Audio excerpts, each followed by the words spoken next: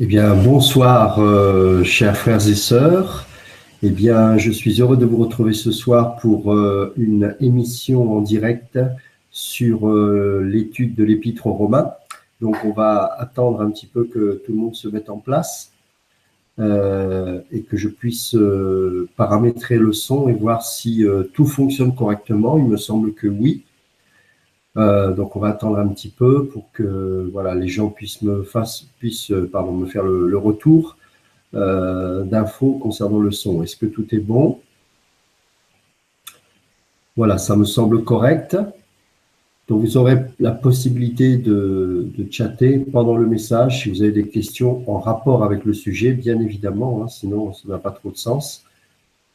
Voilà, on attend encore un petit peu.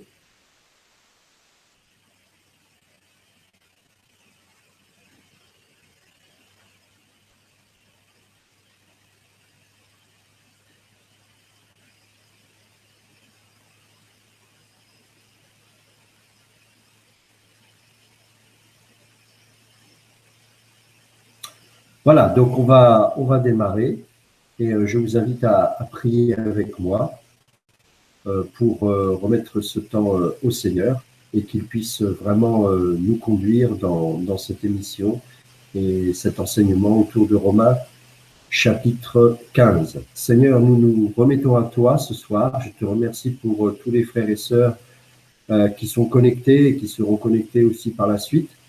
Nous te demandons vraiment, Seigneur, de nous éclairer, de nous conduire. Et Seigneur, vraiment que ta parole nous transforme. Nous avons soif de toi, nous avons besoin de toi. Et Seigneur, sans toi, nous ne sommes absolument rien. Garde-nous, bénis-nous abondamment, Seigneur, que cette parole puisse être profondément enracinée dans nos cœurs et que ta parole nous change, ta parole nous transforme. C'est ce que nous voulons par-dessus toute chose, Seigneur. Que cette parole puisse réellement nous transformer. Que ton nom soit vraiment béni et merci encore pour cette belle soirée que tu nous donnes. Nous t'avons prié au nom de Jésus. Amen. Alors, nous allons lire entre 3 et 4 parties. Hein. On va disséquer l'épître Romain, le chapitre 15, en 4 parties, 4 ou 5 parties, hein, je n'ai pas compté exactement. Ça va nous permettre de développer les différents thèmes qui ressortent de ce chapitre.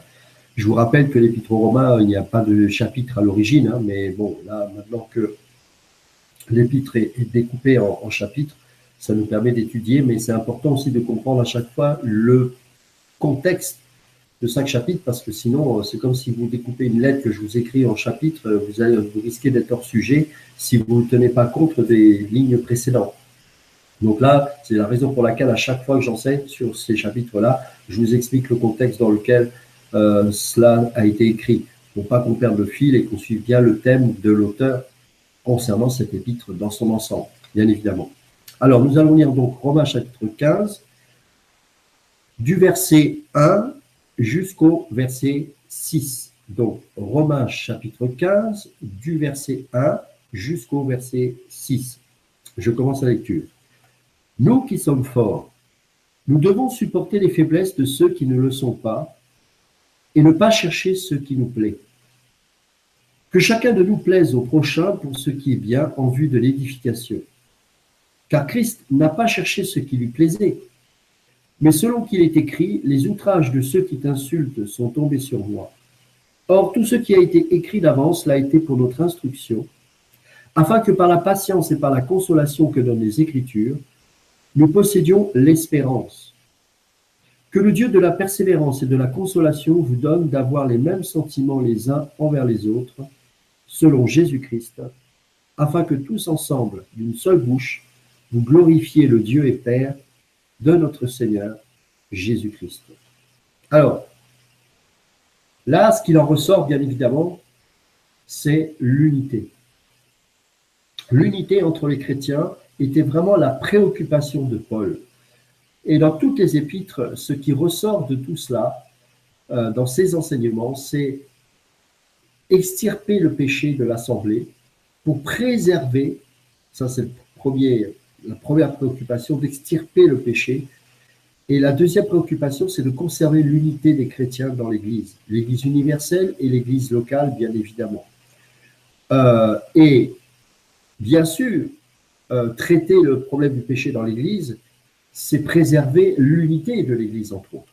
Et là, on va voir que, notamment dans cette première partie du chapitre 15, que pour préserver l'unité de l'Église, il y a différentes choses à faire.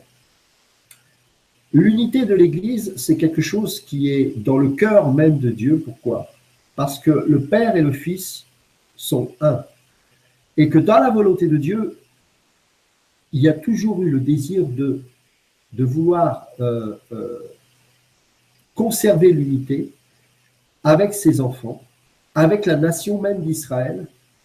Et notamment dans le psaume chapitre 133, verset 1, il est dit, voici, oh, qu'il est agréable, qu'il est doux pour des frères de demeurer ensemble. Cette psaume concerne bien sûr Israël dans un premier niveau d'interprétation, mais bien sûr, dans un deuxième niveau d'interprétation, concerne tous les frères et sœurs en Christ. Mais que ce soit pour la nation d'Israël du temps de David ou pour les frères et sœurs en Christ, il est agréable, il est doux pour des frères de demeurer ensemble. Évidemment, ensemble, pour avoir la même vision et partager le même Seigneur et Sauveur. On voit aussi dans Jérémie chapitre 32, versets 38 et 39, Jérémie chapitre 32, versets 38 et 39, « Ils seront mon peuple, et je serai leur Dieu. Je leur donnerai un même cœur et une même voix. » C'est fort, hein? Un même cœur et une même voix, afin qu'ils me craignent toujours, pour leur bonheur et celui de leurs enfants après eux. Ézéchiel chapitre 37, versets 16, 17 et 19. « Et toi, fils de l'homme, prends une pièce de bois et écris dessus, pour Juda et pour les enfants d'Israël qui lui sont associés. Prends une autre pièce de bois et écris dessus, pour Joseph, bois d'Éphraïm, et de toute la maison d'Israël qui lui est associée. Rapproche-les l'une de l'autre, pour en former une seule pièce, en sorte qu'elle soit unie dans ta main, en sorte qu'il ne soit qu'un dans ma main. » Dans ta main, dans ma main. L'unité de la nation d'Israël était importante.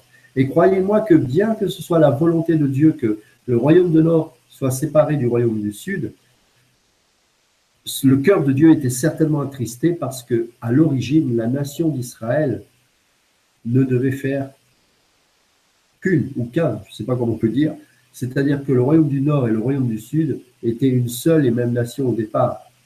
Et c'est à cause des péchés de Salomon que cette nation s'est déchirée en deux. Mais dans la volonté de Dieu, Israël ne devait former qu'une seule et même nation. Et d'ailleurs, c'est ce qu'on est en train de voir aujourd'hui. Cette nation se reformer et reprendre ses territoires d'avant. Et l'unité est en train de se reconstruire autour de la préparation du venu du Mashiach. Bien sûr, nous l'attendons pour la deuxième fois et nous serons enlevés lorsqu'il viendra. Mais les Juifs, eux, l'attendent, pensant être comme étant la première fois. C'est là où il y a erreur, malheureusement. Toujours est-il qu'ils attendent le Mashiach. Et beaucoup, malheureusement, seront séduits par rapport à l'Antéchrist, parce qu'ils penseront dans un premier temps qu'il sera le Mashiach, comme d'autres croiront aussi qu'il sera l'élu. Car il y a d'autres religions qui attendent l'élu. Hein. Il y a aussi les musulmans, etc. Enfin, bon, ce n'est pas le sujet là. Donc, l'unité était quelque chose d'important et de primordial. Le corps de Christ ne peut être qu'un. Et pourquoi l'unité est si importante? En quoi l'Église, après tout on se dit, mais l'Église pourrait vivre dans la division. Parce que un royaume divisé contre lui-même ne peut tenir. Jésus dira lui-même, concernant les reproches qu'on lui fait en disant qu'il a Belzébul. Et il dit, ah, mais moi, si j'ai Belzébul, je chasse des démons. Donc, comment je peux être opposé à ceux qui sont censés faire partie du même royaume que moi? Donc, ça n'a pas de sens, ce que vous dites. Mais, au-delà de ça, c'est au travers de l'Église que nous pouvons voir Christ. Et ça, c'est important. Pourquoi? Quel est le verset qui dit ces choses-là? Toute la parole dit cela. Pourquoi? Alors, je parle dans la Nouvelle Alliance, évidemment, puisque c'est dans la Nouvelle Alliance qu'il y a la révélation de l'Église. Et c'est principalement Paul qui a eu la révélation des mystères de Christ. et de son Église. C'est parce que Christ a un corps. Et le seul moyen de voir Christ, c'est bien sûr en voyant son corps. Et son corps, c'est l'Église, puisque l'Église est le corps de Christ.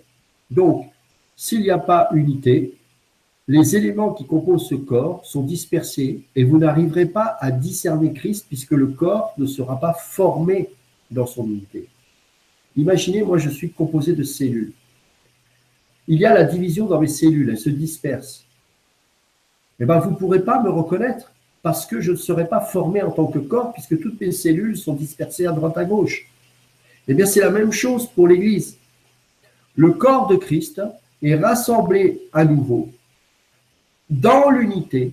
Et c'est parce qu'il y a unité que nous allons pouvoir discerner le corps de Christ et donc Christ lui-même.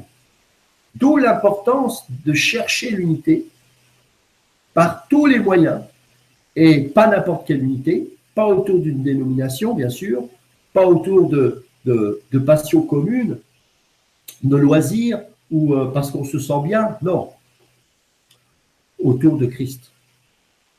C'est très important, puisque c'est lui dont il est fait mention concernant le corps de Christ. Donc, si vous êtes unis sur une même pensée du monde, oui, vous êtes unis. Mais le corps qui est formé dans l'unité de cette pensée-là, c'est pas Christ, c'est le monde. Vous voyez, donc, c'est pour ça que c'est important cette unité-là. C'est pas autour de n'importe quoi. C'est pas parce que je suis copain avec toi que je peux être un. C'est parce que dans le corps de Christ, il y a la vision de Christ. Et parce que dans la même pensée, nous avons la volonté de vouloir manifester Christ, alors parce qu'il y a unité dans sa parole, parce que c'est unité autour de la parole, puisque la parole a été faite chair, elle a habité parmi nous, et Christ est la parole. Alors parce que nous sommes autour de sa parole, que nous mettons la parole en pratique, le corps commence dans l'unité autour de sa parole, par le lien du Saint-Esprit, commence à prendre forme, et là nous commençons à voir l'expression visible de Christ au travers de son Église. Là, maintenant, c'est possible.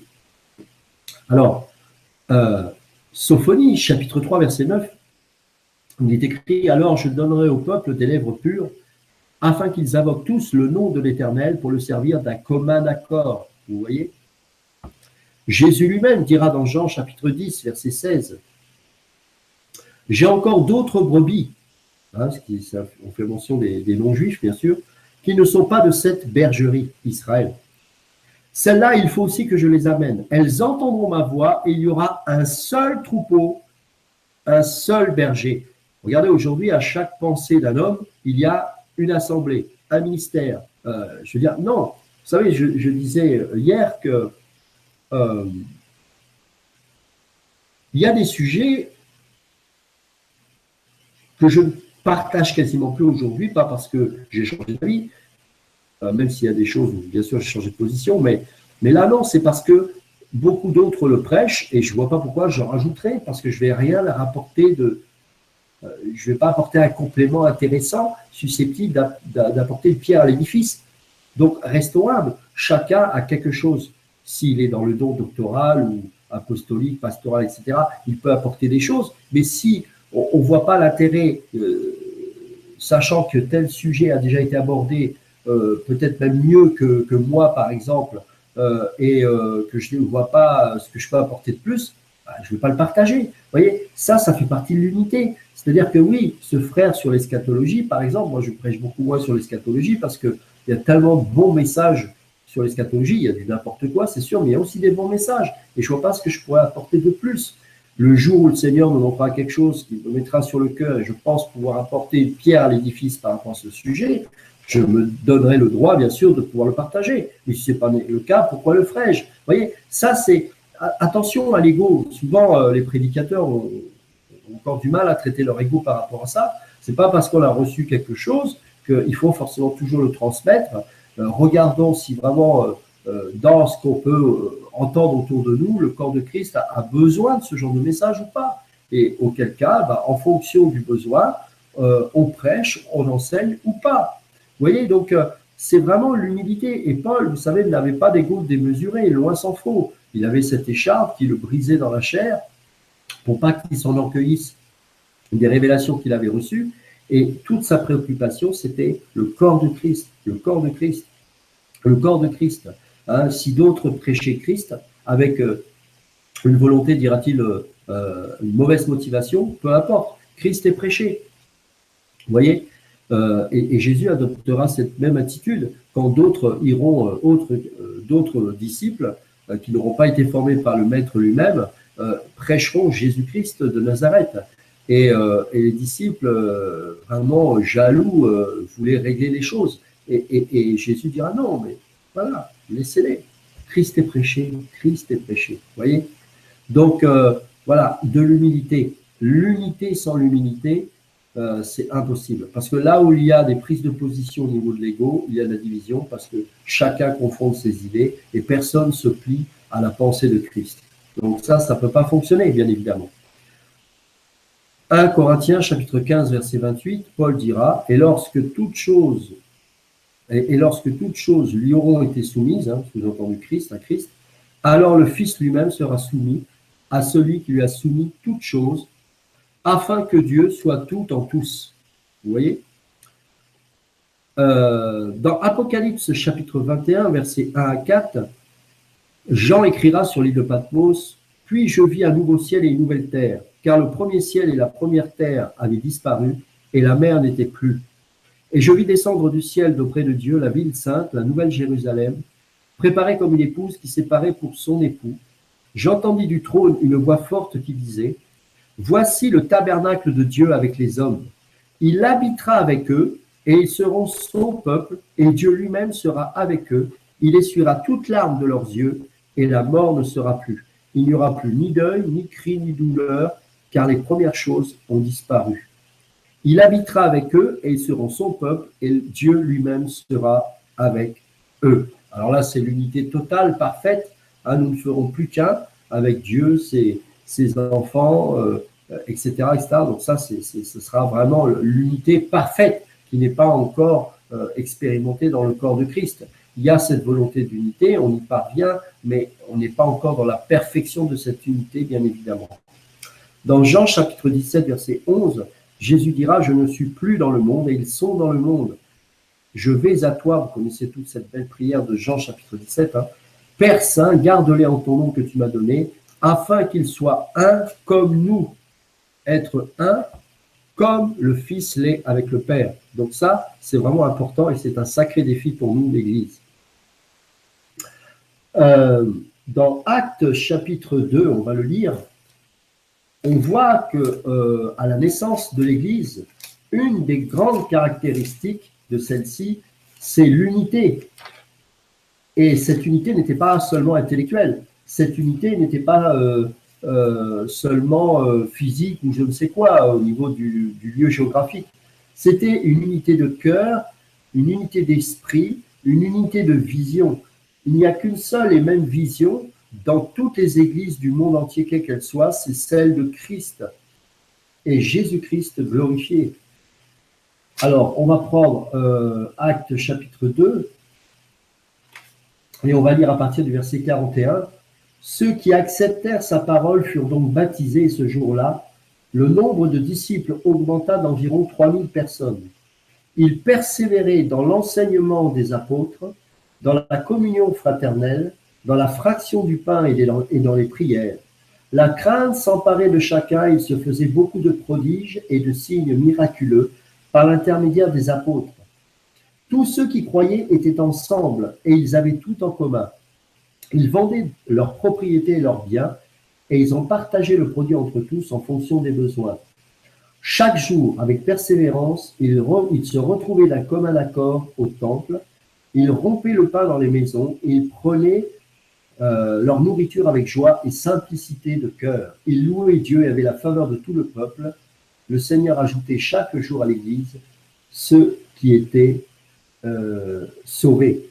Vous voyez, la grande caractéristique de cette Église, c'est qu'il y avait l'unité. Et on voit dans ce passage qu'à plusieurs reprises, Luc, qui est l'auteur du livre des Actes, dira « Ils mettront tout en commun, ils prieront, ils prieront ensemble, ils sont en commun, voilà, d'un commun accord, etc., etc. » Donc, c'est important, il y a communion fraternelle, Cette unité est indispensable, mes amis. Dans Actes chapitre 4, on va lire Actes chapitre 4. On va prendre...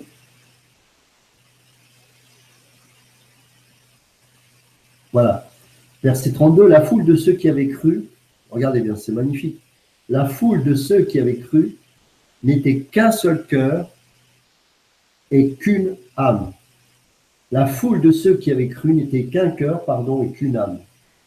C'est impressionnant. Et à nouveau, il rajoute, personne ne disait que ces biens lui appartenaient en propre. C'est-à-dire que tout ce que les frères et sœurs en Christ avaient reçu, tant intellectuellement, matériellement, physiquement, était dans la vision de Christ et de son Église pour l'édification du corps de Christ. Et ça allait jusqu'au bien personnel, c'était fort. Hein.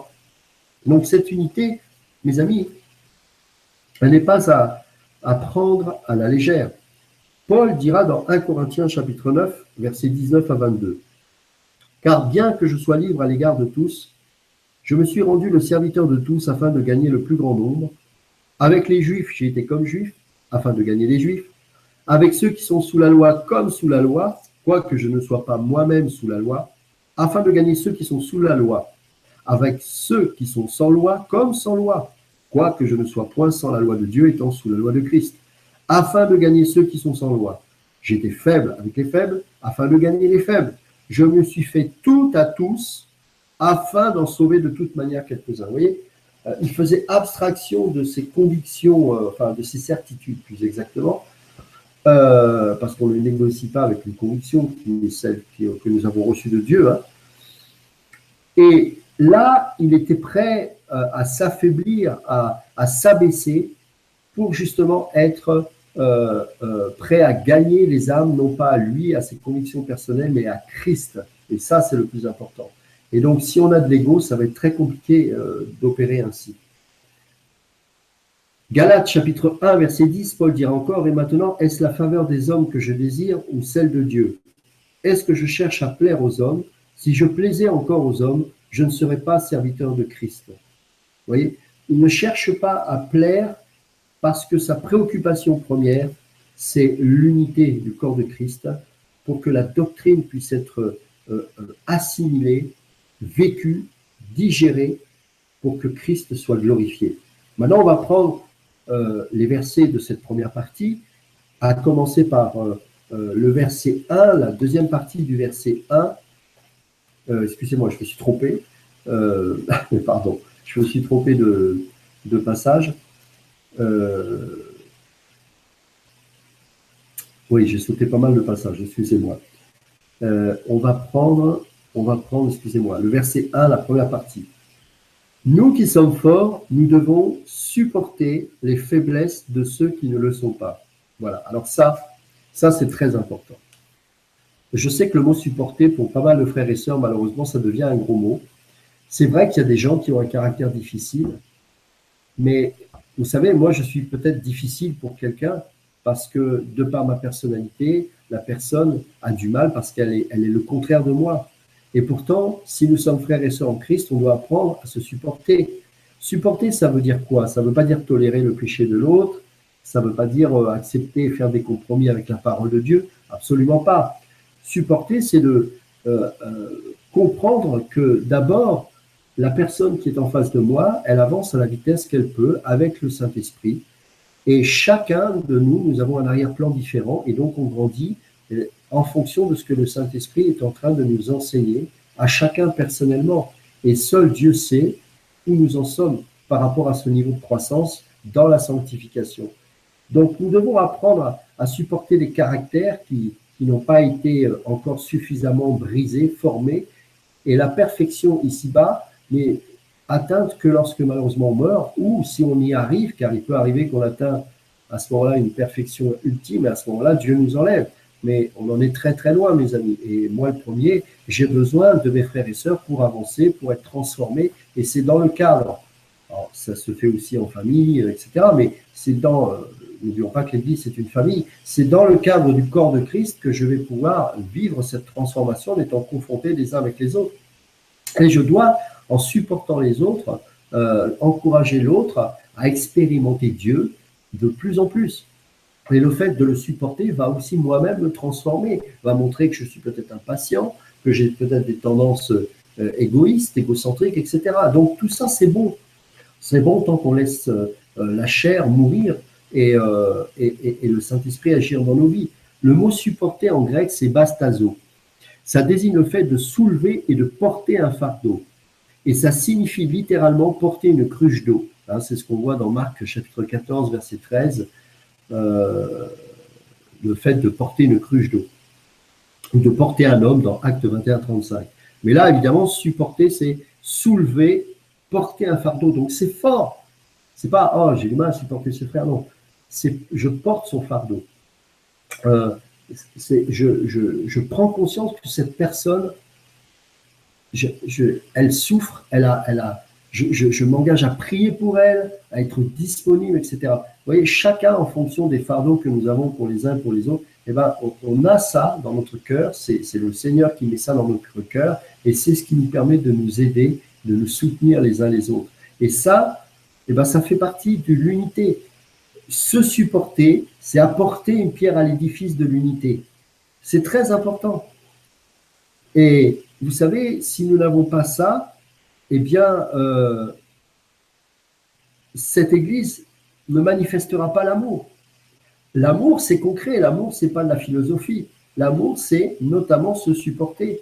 Et je vous ai lu tout à l'heure 1 Corinthiens chapitre 9, versets 19 à 22. Eh bien, vous verrez que, justement, il s'est fait tout à tous. Avec les faibles, il a été avec les faibles et il les a supportés pour justement préserver l'Église dans l'unité et que chacun, en fonction de sa maturité, là où il en est, puisse avancer avec le Seigneur. Verset 1, deuxième partie, et verset 2, là j'y suis cette fois, et ne pas chercher ce qui nous plaît, que chacun de nous plaise au prochain pour ce qui est bien, en vue de l'édification. Alors je reprends le verset que j'ai lu précédemment. Hein.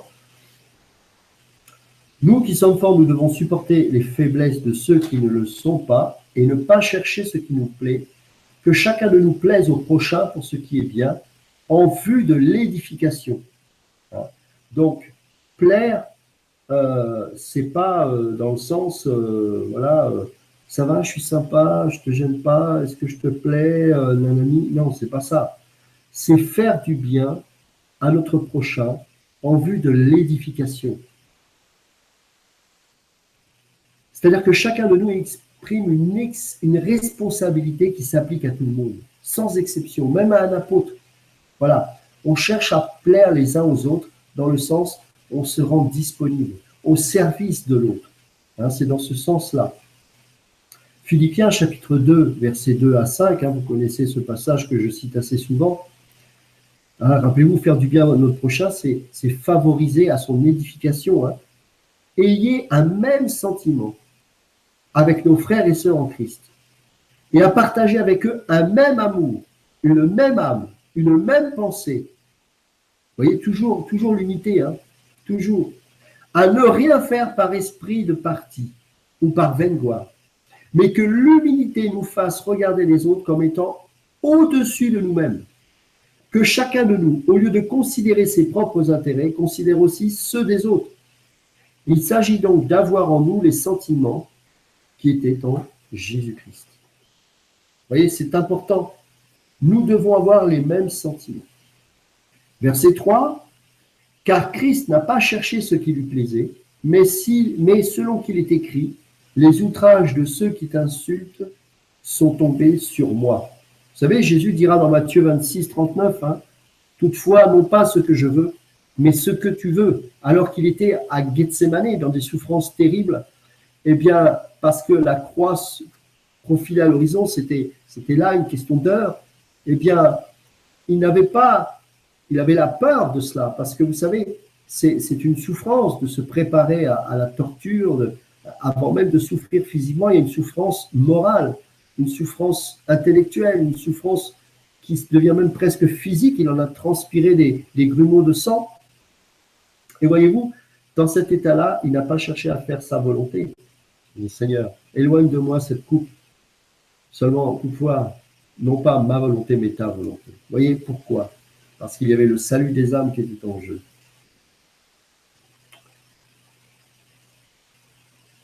C'est important de comprendre cela parce que Jésus a toujours eu à cœur non pas de se satisfaire lui-même, mais de satisfaire son Père. Si le Fils n'était pas là, vous savez, le Fils de Dieu était capital parce que dans le Fils de Dieu, il y a l'obéissance au Père. S'il n'y a pas de Fils, eh bien, il n'y a pas d'obéissance, il n'y a pas de sens. Si Dieu n'a pas de Fils, il ne peut pas y avoir d'obéissance du Fils par rapport au Père. Et donc, toutes ces choses-là, nous n'aurions pas pu les comprendre. Nous n'aurions pas connu un Dieu qui lui-même fait homme, a été capable d'obéir à son Père. Donc, il fallait qu'il soit le modèle par rapport à ces choses. Et Jésus dira dans Jean 8, verset 25 jusqu'à 29, je saute le verset 26, « Quand vous aurez élevé le Fils de l'homme, alors vous connaîtrez ce que je suis, et que je ne fais rien de moi-même, mais que je parle selon ce que le Père m'a enseigné. Celui qui m'a envoyé est avec moi, il ne m'a pas laissé seul, parce que je fais toujours ce qui lui est agréable. » Vous voyez, il lui fait toujours, il cherche à plaire à son Dieu. Cherchons-nous à plaire à notre Dieu. Vous dites, ah, moi je préfère plaire à Dieu, je ne cherche pas à plaire aux hommes. Vous savez, moi je me méfie de ce genre de phrase. C'est bien bio, c'est bien religieux, mais plaire à Dieu, c'est aussi eh bien, édifier la personne qui est à vos côtés. Et c'est chercher à lui plaire dans le sens, pas dans le sens mondain du terme, mais spirituel, biblique, c'est-à-dire à vraiment considérer cette personne comme au-dessus de nous-mêmes, comme important, et qui a besoin, je sais qu'elle a besoin de moi pour la prière, pour une aide, ça peut être même une aide matérielle, hein. Vous savez, plutôt que de donner 700 € à votre pasteur qui va acheter une gourmette ou une Rolex, ou j'en sais rien, je suppose qu'une Rolex ça vaut plus que ça, je caricature, hein, merci Seigneur, tous les pasteurs ne sont pas comme ça, mais souvent il y a des personnes qui me disent, j'ai donné tant d'argent à un pasteur et on sait que ce pasteur, il vole. Et je dis, mais t'as pas une sœur à côté qui avait besoin de cet argent ou un frère? Voilà, donc j'ai eu la grâce à Abidjan de visiter des assemblées de maisons et c'était formidable de voir que l'Église donnait pour acheter des médicaments. Si la personne n'était pas guérie par miracle, il fallait quand même la soigner. Donc on achetait des médicaments, on priait, il faisait l'onction d'huile, bien sûr, mais il y avait aussi le soutien scolaire des enfants. Et les gens du corps de Christ pouvaient donner. C'est ça qu'on doit revoir. C'est ça qu'on doit vivre. Vous savez, sur Internet, c'est bien joli, je disais ça aussi hier. Internet, c'est bien pour propager les messages, c'est formidable, je l'utilise moi-même. Mais la vie ne se résume pas à Internet. Si nous avons des assemblées que nous visitons, que nous encourageons, que nous formons, si nous avons ce centre de formation que nous sommes en train de mettre en place pour qu'il se développe de plus en plus, c'est aussi parce que nous voulons voir des âmes grandir. Et c'est dans le corps de Christ que l'on grandit. Et vous savez, je crois que l'Église a été beaucoup maltraitée, et notamment sur les réseaux Internet, parce que d'abord on y voit des assemblées terribles, mais dans le sens mauvais du terme, mais bien sûr il y en a plein d'autres qui sont formidables, simplement parce qu'elles ne sont pas visibles et qu'elles sont cachées. Bien évidemment, on pense qu'il n'y en a pas, or il y en a. C'est pour ça que j'ai eu à cœur de créer cet annuaire et de mettre à disposition de ceux qui cherchent une église locale de pouvoir rejoindre une assemblée, sachant que les critères pour faire partie de cet annuaire, encore une fois, ça n'a jamais été une fédération de dénomination, loin s'en faut, mais c'est des gens avec des anciens ou des pasteurs qui ont vraiment un cœur rempli d'amour pour les âmes qui ont été blessées. Et croyez-moi, il n'y a pas que les païens qui sont blessés, il y a beaucoup de chrétiens qui ont été vraiment blessés par le système religieux. Et donc, c'est dans le corps de Christ qu'on peut retrouver une famille. Et vous savez, on est tellement religieux, on a tellement de phrases, de patois de Canaan, de choses, on peut être très méchant pensant être gentil en utilisant des versets. Mais parce qu'on n'est pas conduit par l'esprit, parce qu'on manque d'amour, on peut détruire des gens. Donc, c'est pas facile de recommander une assemblée. Mais je pense que à partir du moment où on connaît les gens et on prend le risque, on dit ok, allez-y. Toutefois, voilà, on n'est pas une assurance vie, on ne peut pas savoir que c'est fiable à 100%. Simplement, prenez le risque d'intégrer une assemblée. Et puis, de toute façon, vous avez votre libre arbitre. Si vous voyez que ça ne va pas du tout, voilà. Mais sondez d'abord votre cœur pour savoir, vous savez, des gens qui vont d'assemblée en assemblée sont souvent des rebelles. Hein. Ce n'est pas toujours des gens qui cherchent véritablement Dieu. Ils cherchent quelqu'un pour écouter leur souffrance, mais il y en a qui ne veulent jamais grandir. Donc non, c'est pas ça une assemblée, c'est un hôpital où on est beaucoup blessé, mais le but c'est de guérir, c'est pas de rester avec ses blessures et de lécher ses ulcères, hein, bien évidemment. Donc c'est important de comprendre que l'Église est un formidable moyen de vivre l'unité et de rendre ainsi visible Christ aux païens. Les païens, le seul moyen pour eux de voir Jésus, bien sûr, il peut se montrer, il peut faire ce qu'il veut, le Seigneur, hein, il fait des miracles, mais c'est dommage que on ne puisse pas le voir dans l'Église, parce que c'est là qu'on pourrait vraiment le voir, et c'est une occasion formidable que nous avons tous, en préservant l'unité, de révéler Christ dans toute sa beauté. Verset 4, « Or tout ce qui a été écrit d'avance l'a été pour notre instruction, afin que par la patience et par la consolation que donnent les Écritures, nous possédions l'espérance. » Vous savez, l'espérance, c'est quelque chose qui n'est pas produit comme ça par, voilà, ouais, j'ai l'espérance. Non, non. Il faut passer par différents processus. Dans Jacques chapitre 5, versets 7 à 8, « Soyez donc patients, frères, jusqu'à l'avènement du Seigneur.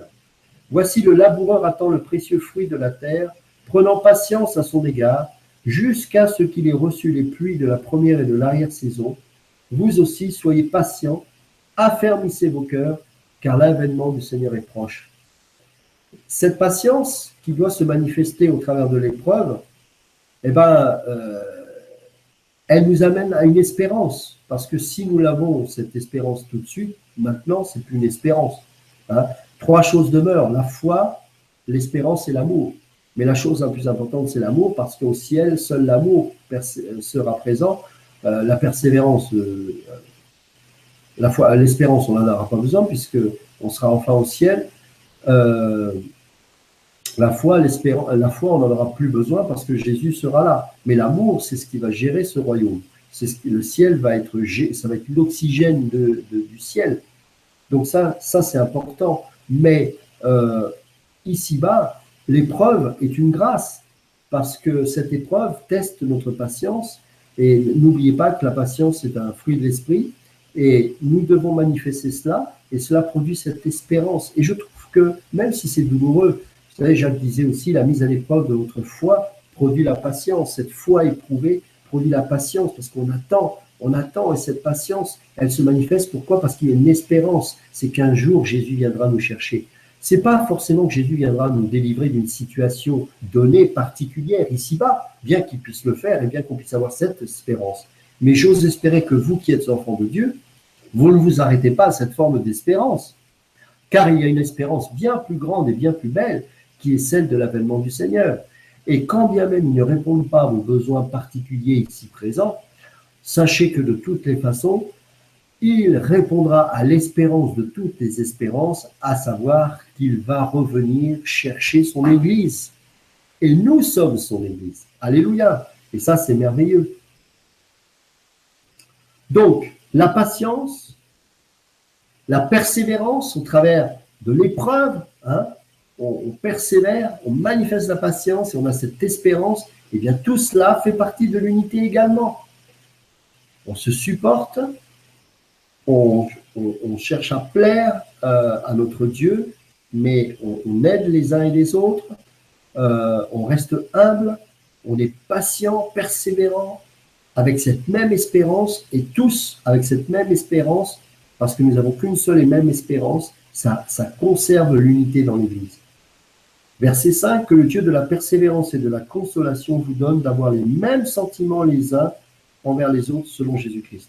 Si vous avez cette même vision, cette même espérance, vous aurez les mêmes sentiments, puisque nous serons capables de nous aimer sans aigreur, sans animalité, sans animosité, sans rancœur. Voilà, et bien que nous devons traiter les péchés dans le corps de Christ, nous devons aussi aider les personnes à être délivrées du péché. Et donc, il y a des règles à respecter dans la parole. Et plutôt que d'être dans les émotions, ayons les mêmes sentiments. Les mêmes sentiments ici nous parlent d'avoir le même désir de voir cette unité se manifester. Et les sentiments que nous devons avoir les uns envers les autres, ce sont des sentiments d'amour qui nous unissent, l'amour du Seigneur Jésus-Christ. Hein, ça, c'est important. Une harmonie empreinte d'amour. Verset 6, afin que tous ensemble, d'une seule bouche, vous glorifiez le Dieu et Père de notre Seigneur Jésus-Christ. Vous savez, j'ai eu malheureusement cette église telle que je l'ai connue, je ne sais pas ce qu'elle est devenue aujourd'hui, mais je la vois de moins en moins, cette église aujourd'hui, et c'est bien dommage. Quand je me suis converti, j'ai eu la grâce de vivre dans une assemblée, et je trouvais ça merveilleux. Quand j'avais les coups de cafard, on me disait, viens Ludo dormir à la maison. Je venais dormir dans des familles à la maison parce qu'on ne voulait pas me laisser seul, parce que j'étais jeune converti. Ils m'ont aidé généreusement pour le déménagement. À l'époque, je me souviens, ça m'avait touché. Je me dis, waouh, j'ai une famille, ils m'aiment. Et je me laissais reprendre. Pourquoi? Parce que je me sentais comme un enfant nouveau-né, et j'en étais un spirituellement, et j'acceptais les réprimandes, j'acceptais parce que je me savais aimer, ça ne me vexait pas, parce que je savais que j'étais aimé. Non, Ludo, la télé, tu sais, alors, il n'y avait pas de règle, hein, chacun, on peut regarder la télé, moi je la déconseille, mais c'est pas une règle. Mais comme il savait que j'étais seul et que j'avais des problèmes, comment dirais-je, des problèmes, je pouvais regarder un peu n'importe quoi à la télé à l'époque, quand j'avais que 3 chaînes, hein, j'avais pas Canal+ et machin, heureusement, mais je pouvais regarder des films de guerre ou des trucs comme ça, donc c'était pas édifiant. Mais il disait, bah, écoute, si tu n'arrives pas à enlève-la. Et voilà, et petit à petit, j'ai gagné en maturité, et en même pas 2-3 ans, ben voilà, j'étais capable ensuite de devenir quelqu'un de responsable, qui pouvait aussi donner des conseils aux autres, etc. etc. Pourquoi? Parce que j'avais trouvé une famille qui m'a structuré. Et bien sûr, c'est le Seigneur, mais au travers de l'Église. C'est ce qu'on a besoin de revivre, vraiment. Mais pour vivre ça, il faut que les responsables, les anciens, les pasteurs, etc., soient totalement désintéressés, bien évidemment, et ne cherchent pas eux-mêmes la gloire. Et sinon, ça va être très compliqué. Et ainsi, ben, nous allons glorifier le Seigneur. Et de notre bouche, quand nous louions le Seigneur, eh ben, on le louait pour ce qu'il était. On le louait pour ce qu'il était. Nous avions des gens de différentes nationalités, et on le louait pour ce qu'il était. C'était merveilleux. C'était merveilleux. Alors, on va prendre maintenant la deuxième partie, très importante, de Romains chapitre 15. Donc, à partir du verset 7, « Accueillez-vous donc les uns les autres, comme Christ vous a accueillis, pour la gloire de Dieu. Je dis en effet que Christ a été serviteur des circoncis, pour prouver la véracité de Dieu, en confirmant les promesses faites au Père, tandis que les païens glorifient Dieu à cause de sa miséricorde, selon qu'il est écrit, « C'est pourquoi je te louerai parmi les nations, et j'en chanterai à la gloire de ton nom. » Et il est dit encore, « Nations, réjouissez-vous avec son peuple. » Et encore, « Louez le Seigneur, vous toutes les nations. Célébrez-le, vous tous les peuples. » Ésaïe dit aussi, « Il sortira d'Isaïe un rejeton qui se lèvera pour régner sur les nations. Les nations espéreront en lui. Que le Dieu de l'espérance vous remplisse de toute joie et de toute paix dans la foi, pour que vous abondiez en espérance par la puissance du Saint-Esprit. » Alors, accueillez, verset 7, « Accueillez-vous donc les uns les autres, comme Christ vous a accueillis pour la gloire de Dieu. » Le mot « accueilli » ici, c'est proslambano, P-R-O-S-L-A-M-B-A-L-O, qui veut dire accueillir, mais qui veut dire dans le sens prendre à part,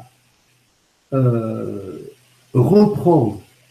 C'est un petit peu ce que l'on voit dans Marc 8. Alors ici, là, c'est plus négatif, mais Marc 8, verset 32, lorsque, vous savez, Jésus, Pierre va me mettre à part Jésus pour le reprendre concernant la croix. Non, tu n'iras pas, enfin, tu ne mourras pas, etc.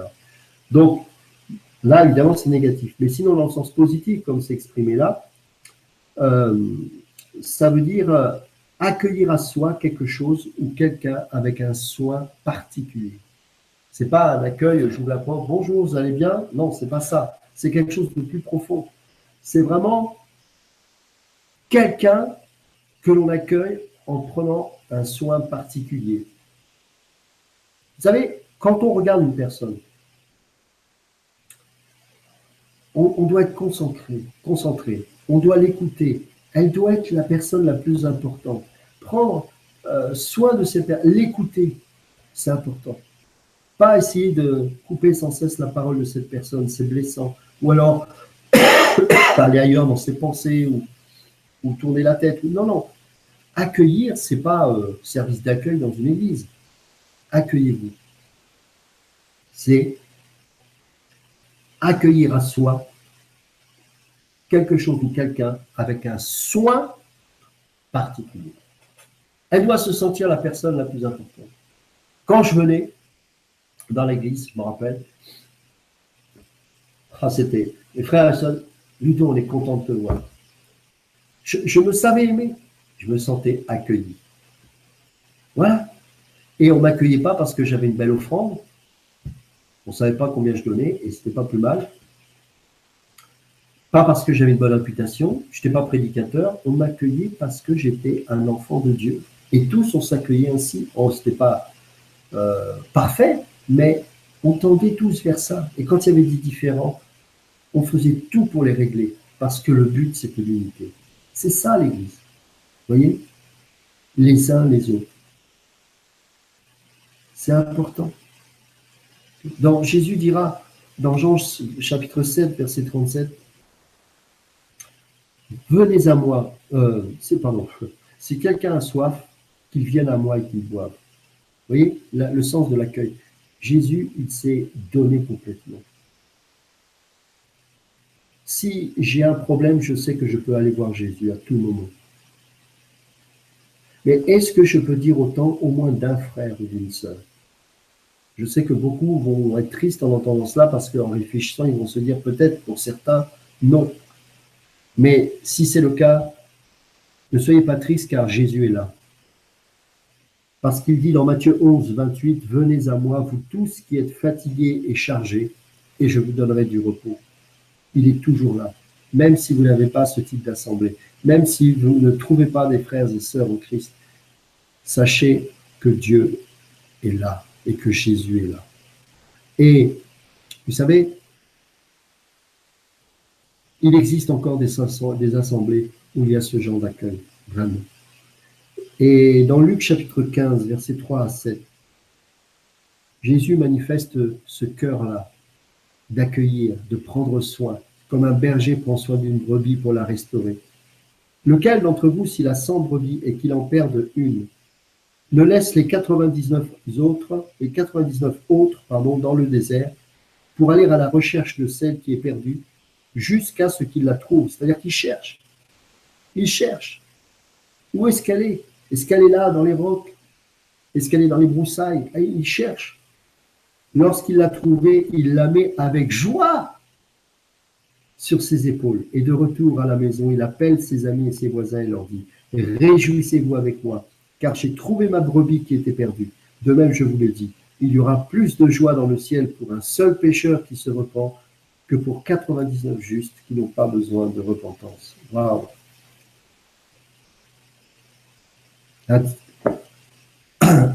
1 Timothée chapitre 1, verset 15. C'est une parole certaine et entièrement digne d'être reçue, que Jésus-Christ est venu dans le monde pour sauver les pécheurs, dont je suis le premier. Dans Romains chapitre 5, verset 8, Paul dira « Mais Dieu prouve son amour envers nous en ce que lorsque nous étions encore pécheurs, Christ est mort pour nous. » Et vous savez, il est venu nous sauver. Est-ce que nous avons le caractère du Sauveur? Est-ce que nous avons la mentalité du Sauveur? Et est-ce que par notre comportement, nous faisons fuir ceux qui sont destinés au salut? Matthieu chapitre 18, verset 6, c'est une mise en garde du Maître lui-même. « Mais si quelqu'un scandalisait un de ces petits qui croient en moi, il vaudrait mieux pour lui qu'on suspende à son cou une meule de moulin et qu'on le jette au fond de la mer. » C'est important. Et il est allé voir les malades, les perdus de la maison d'Israël. Non, c'est important de comprendre ces choses. C'est important de savoir que le Seigneur nous accueille dans toute sa bonté et que nous-mêmes, nous devons manifester ce genre d'amour. Ensuite, nous allons lire le verset 8 à 12. Je dis en effet que Christ a été serviteur de circoncis pour prouver la véracité de Dieu en confirmant les promesses faites au Père, tandis que les païens glorifient Dieu à cause de sa miséricorde, selon qu'il est écrit. C'est pourquoi je te louerai parmi les nations, et je chanterai à la gloire de ton nom. Il est dit encore, nations, réjouissez-vous avec son peuple. Et encore, louez le Seigneur, vous toutes les nations. Célébrez-le, vous tous les peuples. Ésaïe dit aussi, il sortira d'Isaïe un rejeton, qui se lèvera pour régner sur les nations, et les nations espéreront en lui. Vous voyez, ce Dieu de l'espérance, ce Dieu de l'espérance, ce Dieu que nous pouvons glorifier. Parce que ce Seigneur est vrai, il est une réalité dans notre vie. Et nous pouvons le louer, nous, en tant que nation, car nous n'étions pas destinés au salut au départ. Mais dans sa préconnaissance et dans sa grandeur, Dieu avait toujours dès le départ prévu le salut de l'humanité. Au départ, il a commencé par un petit peuple de bergers méprisés de tous. Il en a fait une belle et grande nation. Mais à cause de la désobéissance, eh bien, cette nation s'est malheureusement dispersée. Mais aujourd'hui, le salut s'est étendu. Et c'est pourquoi Jésus dira « allez faire de toutes les nations des disciples » et non plus seulement à Israël. Alors qu'il était venu d'abord pour Israël. Et nous sommes, qu'avons-nous fait nous pour se mériter ça? Rien. Rien. Rien.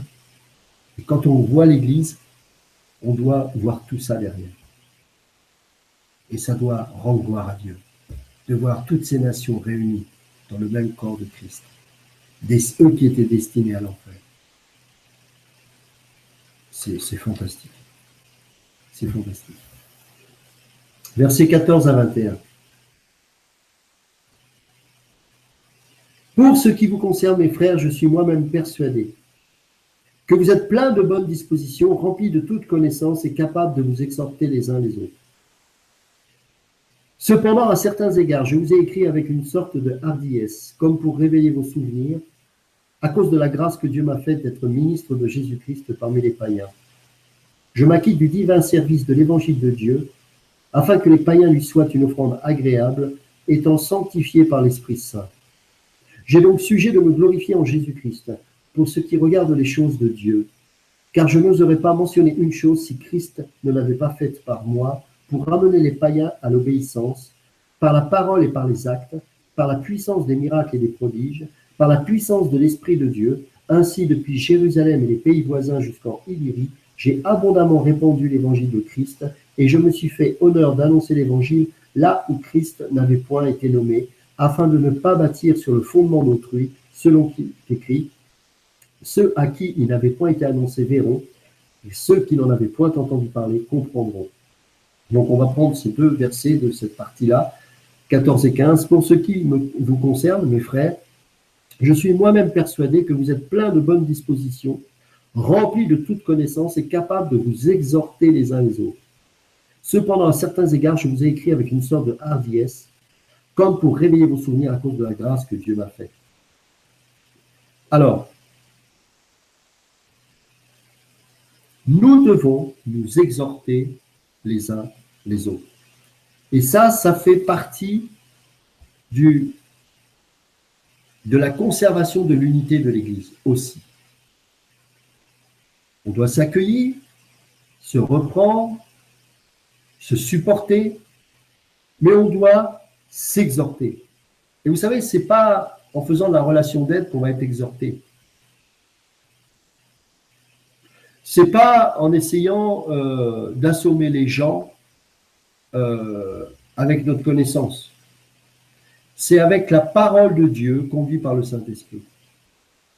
2 Timothée 3,16, vous connaissez tous ce passage, « Toute écriture est inspirée de Dieu et utile pour enseigner, pour convaincre, pour corriger, pour instruire dans la justice. » Colossiens chapitre 1, versets 3 à 6, nous rendons grâce à Dieu le Père de notre Seigneur Jésus-Christ, et nous ne cessons de prier pour vous, ayant été informés de votre foi en Jésus-Christ et de votre amour pour tous les saints, à cause de l'espérance qui vous est réservée dans les cieux, et que la parole de la vérité, la parole de l'Évangile, vous a précédemment fait connaître. Il est au milieu de vous et dans le monde entier.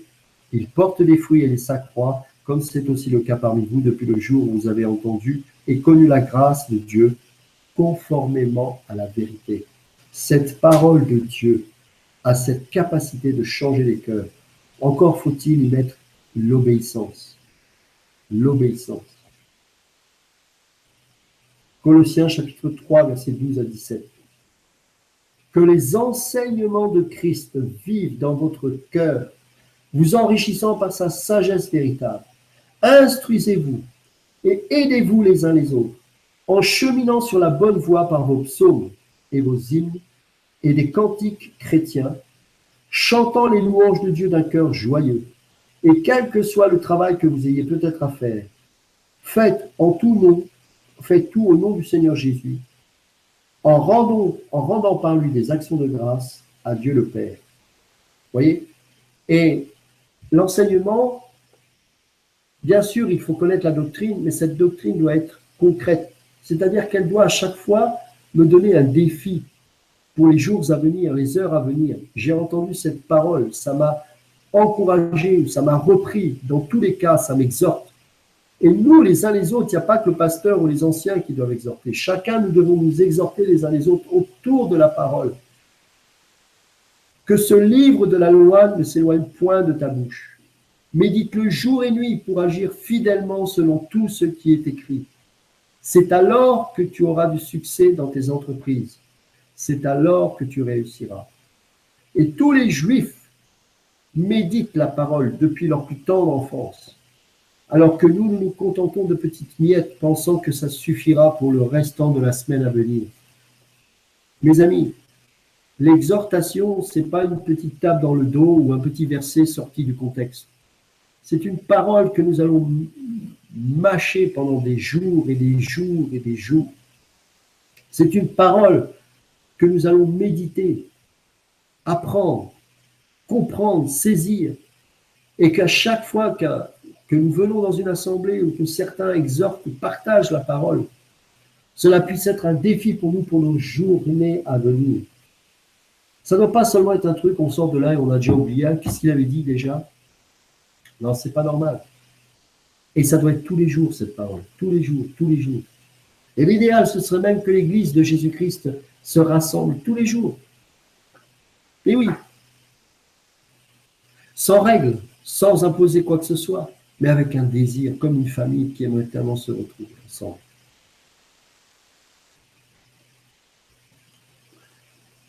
Verset 16. Donc je reprends le verset 15, pour ne pas qu'on perde le fil. Je vous ai écrit avec une sorte de hardiesse, comme pour vous réveiller vos souvenirs à cause de la grâce que Dieu m'a faite d'être ministre de Jésus-Christ parmi les païens. Et oui, Paul a eu cette vision magnifique d'être serviteur de Christ au milieu des païens. Je m'acquitte du divin service de l'évangile de Dieu, afin que les païens lui soient une offrande agréable, étant sanctifiés par l'Esprit Saint. Vous savez, il n'y a plus de sacerdoce humain et terrestre sous l'Ancienne Alliance, sous la Nouvelle Alliance. Car il y a, 1 Timothée 2,5, un seul médiateur entre Dieu et les hommes, c'est Jésus-Christ, homme.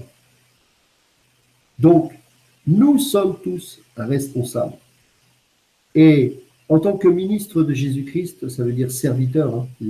C'est un mot qui est magnifique, mais ça veut dire serviteur, servir. Paul n'était pas un médiateur, mais il était là pour libérer les gens, pour les amener à Jésus-Christ. L'évangile de Dieu, comme il dit. Pour que ces païens soient comme une offrande agréable au Seigneur. Et j'ose même pas imaginer au ciel comme il doit être heureux de voir les fruits au ciel de toute cette offrande de ces païens convertis par son ministère. Et nous sommes encore au bénéfice de ces merveilleuses lettres que l'apôtre Paul nous a laissé.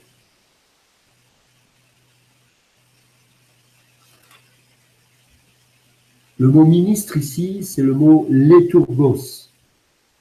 Ce mot-là, ce n'est pas forcément le mot qu'on a l'habitude d'utiliser. Et ce mot-là, c'est vraiment dans le sens, comment je pourrais dire, c'est un ministère public, quelque part. Alors, ce mot dans le Nouveau Testament est plus souvent désigne le plus souvent ceux qui servent Dieu dans l'adoration publique sous une forme ou sous une autre. On voit le cas de Zacharie, le père de Jean-Baptiste, où le mot qui est rendu par service, c'est le mot léturgos, dans Luc chapitre 1, verset 23. Il est employé dans le même sens pour désigner un ministère d'adoration dans Philippiens chapitre 2, verset 27. Il est aussi employé pour désigner des anges qui exercent un ministère, Hébreux chapitre 1, verset 7 et verset 14. Et c'est le même ministère céleste que Christ exerce en tant que notre souverain sacrificateur éternel, selon Hébreux 8, versets 1, 2 et 6.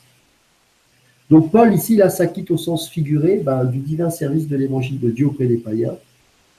C'est presque à rapprocher, effectivement, d'un ministère comme un ministre. Il gère le gouvernement de Dieu. Eh bien, c'est ça les léturgos. Gérer le gouvernement de Dieu.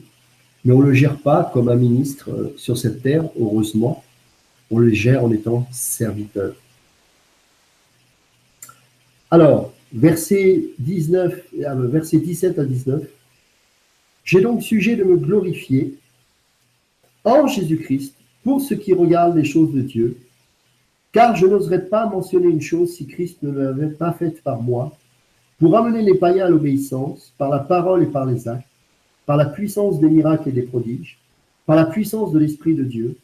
Ainsi, depuis Jérusalem et les pays voisins jusqu'en Illyrie, j'ai abondamment répandu l'évangile de Christ.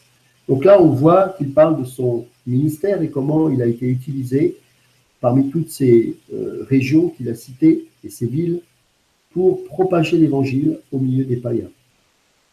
Et vous savez, Paul avait une particularité, c'est qu'il savait quel était son appel.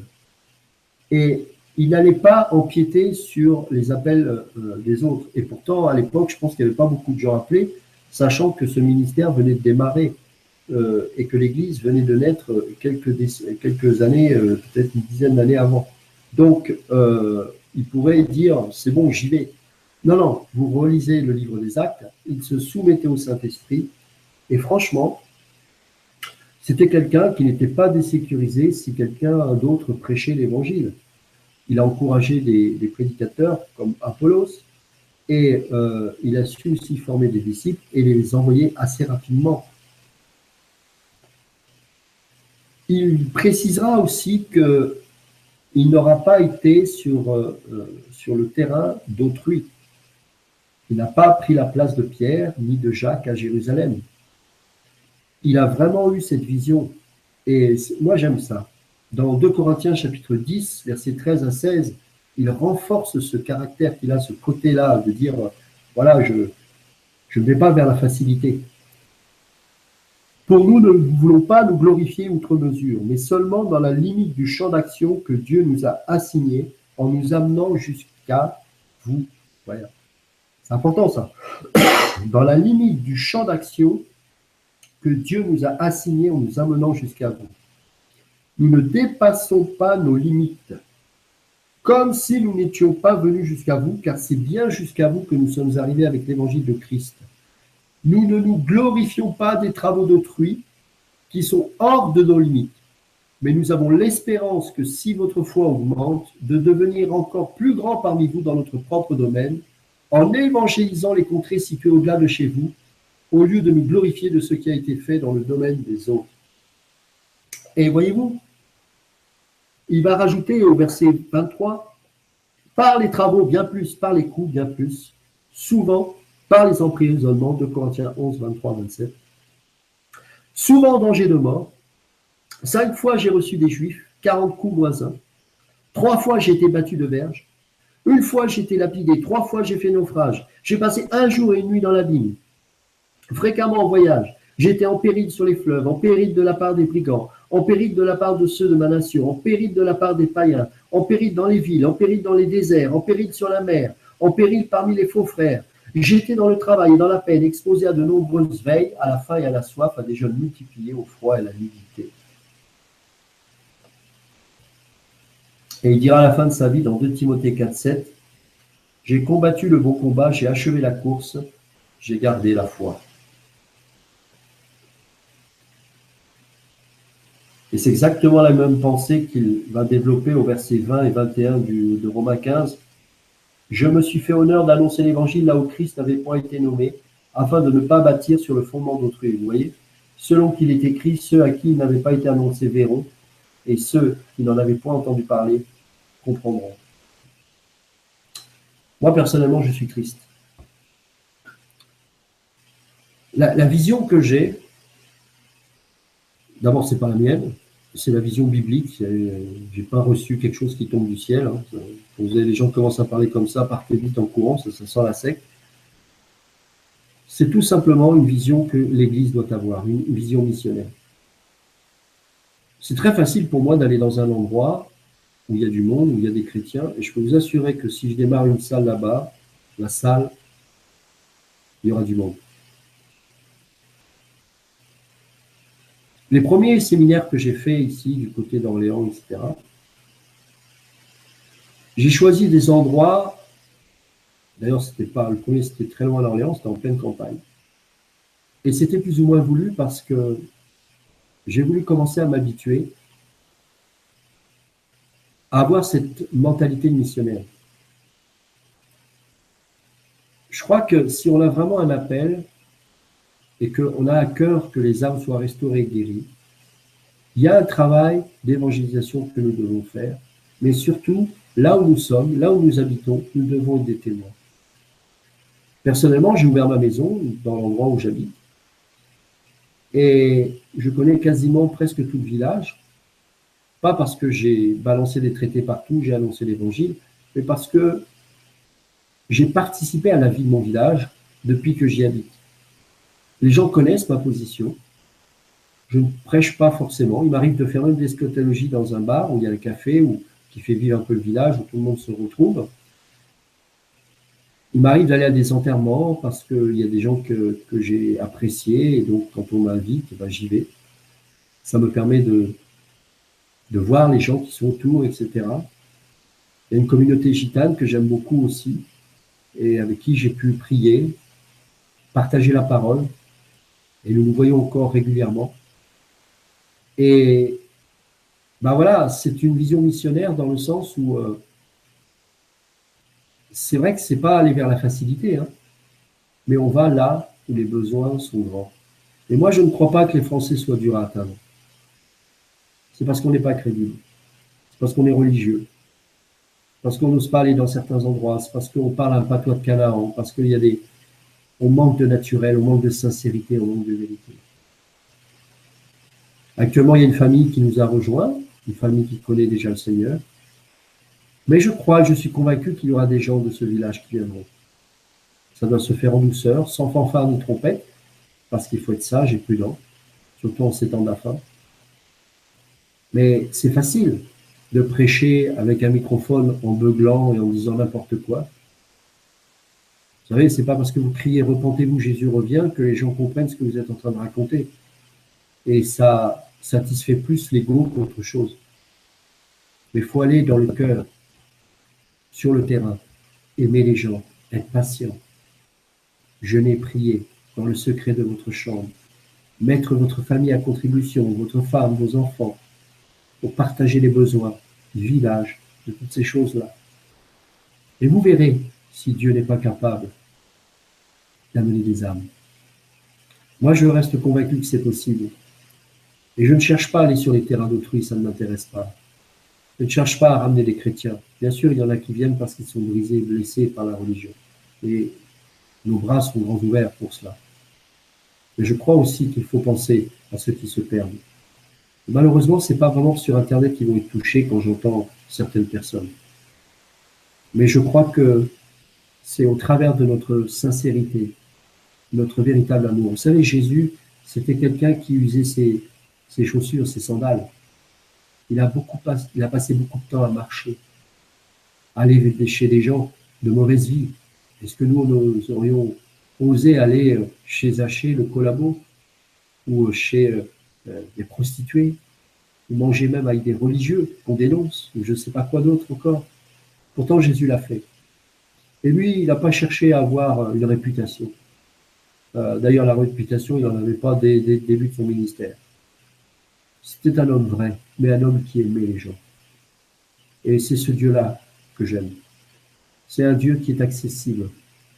Un Dieu qui s'est rendu vulnérable quand il s'est fait homme sur cette terre afin de nous gagner. Il parlait peu, notre Seigneur, mais il agissait beaucoup. Et quand il parlait, c'était toujours avec vérité. C'était pas pour faire plaisir aux gens toujours. C'était parfois très dur à entendre. Mais pour celui qui recherchait véritablement Dieu et qui avait un cœur tendre pour recevoir Dieu, ça bouleversait sa vie. Alors moi, je crois qu'on a besoin de retrouver ce genre de personnes. Des gens qui ne cherchent pas la réputation. C'est facile de faire une église, c'est facile d'avoir un ministère, c'est facile d'avoir des abonnés sur YouTube, c'est facile. Tout ça, c'est facile, c'est des techniques. Ça fait 25 ans que je fais un métier où il y a du marketing et je connais ces méthodes. C'est facile. C'est facile. Mais c'est pas ça l'évangile. C'est pas parce qu'on fait des vidéos sur Internet que forcément on cherche à être connu. Mais je crois que il faut aussi garder le contact avec le terrain et éviter d'aller sur le terrain d'autrui. Nous ne sommes pas indispensables. On n'est pas les seuls à avoir tel ou tel message. Que chacun, comme Paul, savait si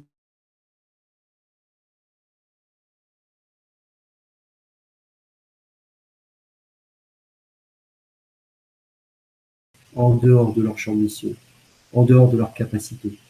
Et vous savez, moi, j'ai pas envie de me griller. Donc, je crois que ce qui compte, c'est l'amour. Et c'est d'être sur le terrain.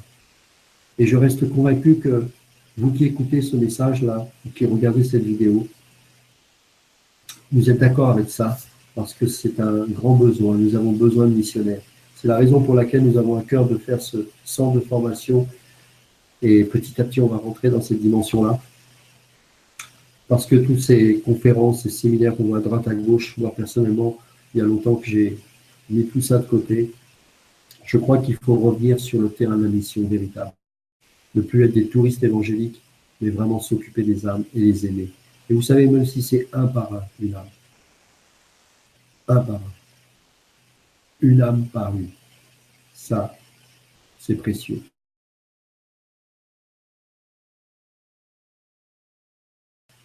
À partir du verset 22 maintenant, dernière partie, je crois, peut-être encore une autre. Moi, je crois que c'est la dernière partie. Oui, il y a encore beaucoup de choses à voir, mais bon, oui, je crois que c'est la dernière partie, il me semble. Oui, c'est ça. Alors, verset 22. C'est ce qui m'a souvent empêché d'aller vers vous. Mais maintenant, n'ayant plus rien qui me retienne dans ces contrées, ayant depuis plusieurs années le désir d'aller vers vous, j'espère vous voir en passant quand je me rendrai en Espagne et être accompagné par vous. Après, j'ai le désir de me trouver chez vous. Maintenant, je vais à Jérusalem pour le service des saints, car la Macédoine et l'Achaïe ont bien voulu s'imposer une contribution en faveur des pauvres parmi les saints de Jérusalem. Elles l'ont bien voulu et le leur devaient, car si les païens ont eu part à leurs avantages spirituels, ils doivent aussi les assister dans les choses matérielles. Dès que j'aurai terminé cette affaire et que je leur aurai remis ces dons, je partirai pour l'Espagne et passerai chez vous. Je sais qu'en allant vers vous, c'est avec une pleine bénédiction de Christ que j'irai.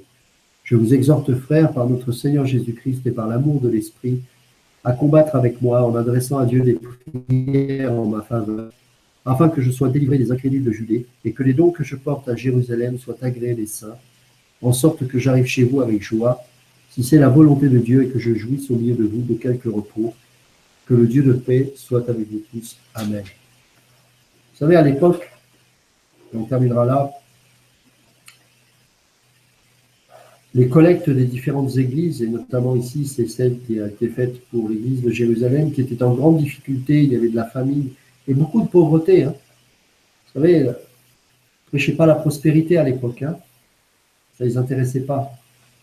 Et cette collecte qui était faite impliquait toutes ces églises. La plupart de ces églises ne connaissaient pas physiquement l'église de Jérusalem, et pourtant ils ont donné avec abondance. Et Paul n'avait pas peur de leur ordonner de donner, même si il leur demandait de donner avec joie, bien évidemment, mais il sentait que ça allait les bénir en retour, car Dieu verrait que par leur offrande agréable, abondante, eh bien, ça allait bénir les enfants des assemblées qui sont dans le besoin, et en cela, ça réjouissait le cœur de Dieu. Et en retour, Dieu allait les encourager également. Et si également d'autres églises étaient en difficulté financière, eh bien, les autres assemblées à leur tour, eh bien, allaient pouvoir donner ces offrandes-là. Je ne sais pas si aujourd'hui on serait capable de le faire, hein. Que les saints puissent donner de l'argent au sein d'une assemblée que peut-être même on ne connaît pas, mais on sait pertinemment que ce sont des frères en Christ. Bien sûr, vous allez dire oui, mais c'était l'apôtre qui gérait tout cela. Je vous rappelle que l'apôtre était l'apôtre des païens, mais il n'était pas le pape. Et l'église de Rome n'a pas été fondée par Paul, ce que je sache. Et pourtant, ils ont donné. Vous voyez? Et je crois que les saints dont il est fait mention ici, ce n'est pas le pasteur, ce sont les saints. Pour la nourriture, certainement. Pour les enfants, pour les veuves, etc. Et ça fait partie de l'unité. Paul était concerné par l'unité. Mais l'unité, pas pour l'unité.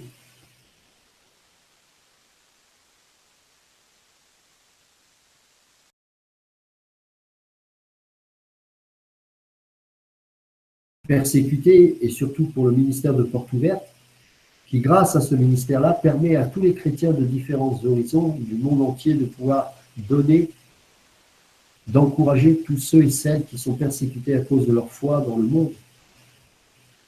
Il viendra peut-être un jour, et ce jour, je pense qu'il est proche, où l'Europe elle-même vivra ces choses-là.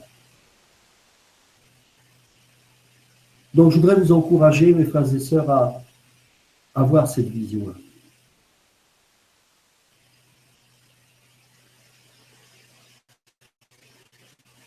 Je voudrais vous encourager à rester centré sur l'amour. Avec le temps, je m'aperçois que je pensais, parce que je connaissais quelques versets, ça y est. Souvent, on utilise des versets pour faire mal, mais pas pour faire du bien.